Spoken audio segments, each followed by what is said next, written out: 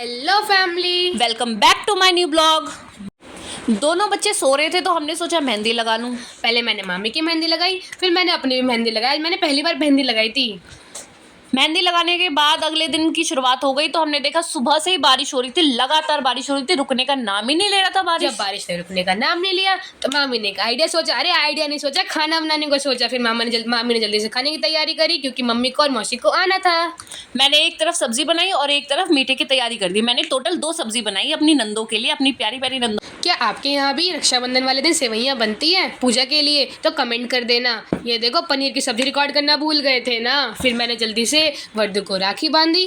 वर्दू को राखी सबसे पहले पायल ने बांधी, फिर पायल ने ही आव्या को पकड़ के वर्दू को राखी बंधवाई क्योंकि आव्या भी छोटी है ना अभी, इसीलिए। और वद्दू ने ये बोला कि मैं तो अभी छोटा हूँ, मैं तो अभी कुछ नहीं दे पाऊंगा, लेकिन बड़े होके मैं दोनों दीदियों को दूंगा कुछ ना कुछ। फिर हम दोनों ने राखी बांधी तो लेकिन छोटू हमारा बहुत रोता। छोटू मतलब वरदान। फिर मैंने उसको जल्दी से मीठा चखा दिया ताकि वो चुप हो जाए। वर्दू इसलिए रो रहा था क्योंकि सुबह सुबह ही बुआ दादी ने उनको राखी बांध बांध के बेचारे को बहुत परेशान कर दिया, इसलिए बेचारा बहुत ज़्यादा इसकी नींद भी खराब हो गई और वो रोया जा रहा था। देखो, उसका हाथ से पहचान ही करूँगी कितनी सारी राखी बांधी हुई थी, लेकिन बारिश रुकने का नाम ही नहीं ले रही थी। तो मामी ने सोचा चलो इतने में अपने घर का काम निपटा आती हूँ, मैं अपने दोनों भाइयों को राखी बांध दी आती हूँ। फिर मैं वहाँ जाके सबसे पहले मेरी बड़ी बहन ने दोनों भाइयों को राखी बांधा क्योंकि वो हमारे में पहले बड़े बांधते राखी।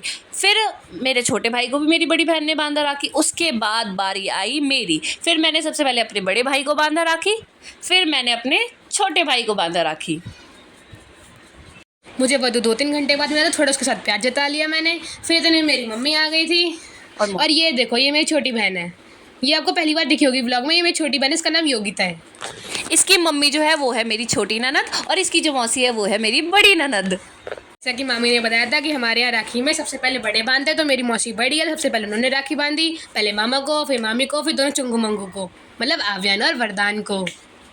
फिर उन्होंने मेरे को राखी बांधी और उसके बाद गिफ्ट का आदान प्रदान शुरू हुआ। बीच में हमने उनको याद भी दिलाया कि आपने वो कड़ा वहीं से तो नहीं देखा हमारे ब्लॉग से, तो उस बात पे भी चर्चा चली थी।